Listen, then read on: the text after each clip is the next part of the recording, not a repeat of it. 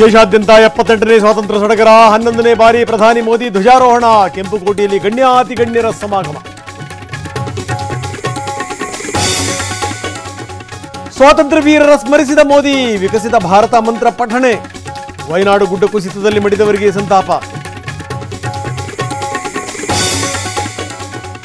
ಮಾಣಿಕ್ ಶಾ ಗ್ರೌಂಡ್ನಲ್ಲಿ ಸ್ವಾತಂತ್ರ್ಯೋತ್ಸವ ಕೆಲವೇ ಕ್ಷಣಗಳಲ್ಲಿ ಸಿಎಂ ಸಿದ್ದರಾಮಯ್ಯ ಧ್ವಜಾರೋಹಣ. ಚನ್ನಪಟ್ಟಣದಲ್ಲಿ ಡಿಸಿಎಂ ಡಿಕೆ ಕಾರ್ಯಕ್ರಮ. ಟಿಬಿ ಡ್ಯಾಂಗೆ ಗೇಟ್ ಅಳವಡಿಕೆ ಕಾರ್ಯ 3 ಕಂಪನಿಗಳಿಂದ ಜಂಟಿ ಕಾರ್ಯಾಚರಣೆ. ಪೋಲಾಗ್ತಿರೋ ನೀರು ತಡೆಗೆ ತಜ್ಞರ ಹರಸಾಹಸ. ವಿಜಯನಗರ ಜಿಲ್ಲೆಯಲ್ಲಿ ಭಾರೀ ಮಳೆ. ನಾಗಲಾಪುರ ಬ್ಯಾಲಕುಂದಿ ಸೇತುವೆ ಮುಳುಗಡೆ. 5 ಗ್ರಾಮಗಳ ಸಂಪರ್ಕ ಸಂಪೂರ್ಣ ಕಡಿತ.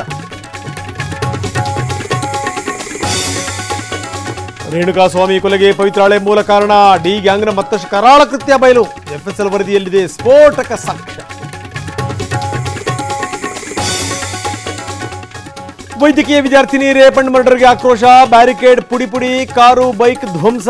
ಕೋಲ್ಕತ್ತಾದಲ್ಲಿ ರಣರಂಗವಾಯಿತು ಆಸ್ಪತ್ರೆ ಆವರಣ. ಎಲ್ಲ ದಾಖಲೆ ಕೊಟ್ಟರು ನಿರಾಕರಿಸಿದ ಯಾಕೆ ಗೊತ್ತಾಗ್ತಿಲ್ಲ. ಅಮೆರಿಕ ವೀಸಾ ನೀಡಿದ್ದಕ್ಕೆ ಅರುಣ್ ಯೋಗಿರಾಜ್ ಬೇಸರ. ಮುಂದಿನ ವರ್ಷ ಅಕ್ಕ ಸಮ್ಮೇಳನಕ್ಕೆ ಹೋಗ್ತೀನಿ ಎಂದರು ಶಿಲ್ಪಿ.